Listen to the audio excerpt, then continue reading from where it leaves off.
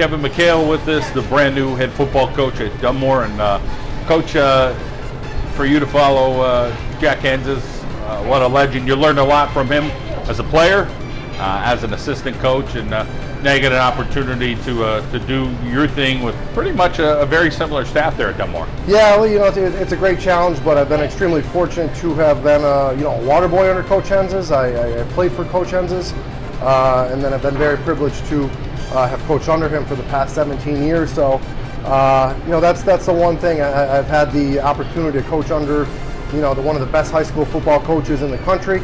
And, myself and the other members of the staff have, obviously benefited from that a lot. There's a lot of things to think about being the head coach, and there'll be some new things. But talk about, one of the first things that hit you when you're trying to get organized and making sure that, you're ready to go for a new high school football season. Well, I think, we've been so successful that, we want to continue to do the things that we've done and continue to do them well. So, the academics with our kids is something that has always been stressed, always been forefront in our program, and Coach always did an excellent job of that. And then the volunteer work in the community, that's always been something that is extremely important to our program. Our kids do a super job with those things. And then obviously, we want to continue to get better every year, try and stay ahead of the curve a little bit, and continue to do better and put our kids in good positions. When new coaches come in, they want to put their stamp on things.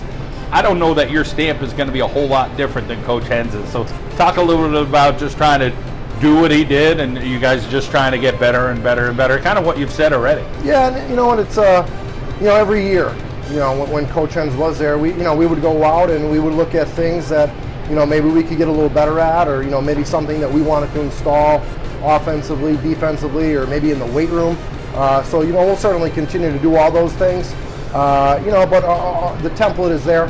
The template for, how to be successful is there, and, we're going to continue that, and, just like any other year, we'll tweak things a little bit differently, and there'll be some changes in there, but, you'll see a lot of similarities. Let's talk about the coaching staff. Pretty much similar staff, but a couple young guys you're bringing back? Yeah, we're very fortunate to have, our assistant coaches back. Everyone has come back. Coach Jeff Mills calls our plays. He's also our offensive line coach. Mike DeSando is our special teams coach, been there for a long time. Mike Barrett is our linebacker coach. Miller Holmes will now move up to the varsity staff as our quarterback coach. Justin Mitchell, Michael Perry, Mike Gardier are some guys that have been with us for a significant period of time. We also have a plethora of younger guys that are helping us out this year as well. So we're really fortunate to have a few guys that practice every day, a few guys that practice with the freshman program every night. So our kids are really fortunate to have people that really want to be involved in our program. Much as you have the veteran guys back, you're always looking, and you spoke about this in the past, new techniques, new things you can learn. You'll talk to a John Glenn from the Seahawks, or go to different coaching clinics and different things. Talk about some of those new things that, again, always trying to get a little bit of an edge, and you've had tremendous success, as you said, at Dunmore, but always looking to stay as competitive as you could. Yeah, without a doubt, and we go to clinics, and obviously there's so many resources online that you go and educate yourself, but we have great resources. Coach Fangio with the Broncos, we were able to call him and ask him whatever we need, if we've ever seen something or something we haven't seen. John Glenn has been very good to us. And then, other coaches that you talk to, whether it's Coach Dolan from North Pocono, or somebody else that has played for us, that is coaching at college.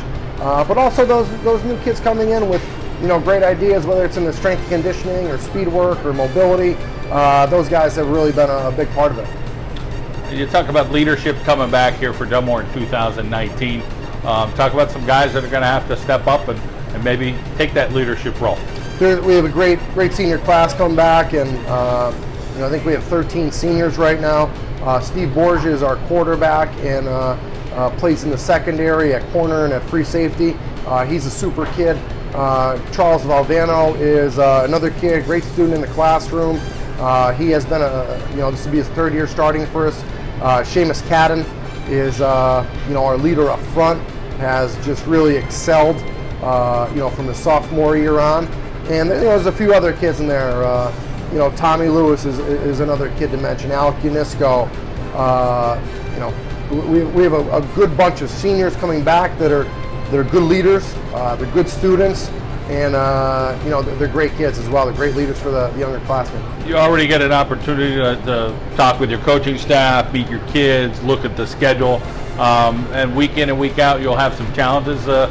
Talk about some highlights in that schedule. Some tough ones. Yeah, there's obviously the opener against Prep the first week, and then you go right through it there, and there's teams that have continuously gotten better year in and year out. So we go Mid-Valley, Carbondale, Lackawanna Trail coming off a great year, Riverside, Old Forge, Wyoming area, Susquehanna had a great year last year, Western Wayne, Lakeland has a lot of guys coming back. So we've talked to our kids a lot about being ready, especially in those first few weeks when you get you might get a Saturday afternoon game where it's 85, 90 degrees out, and they have to be ready to step up as underclassmen. But we have a tough challenge with our schedule, but we'll be ready for it. Yeah, there's only 24 hours in a day.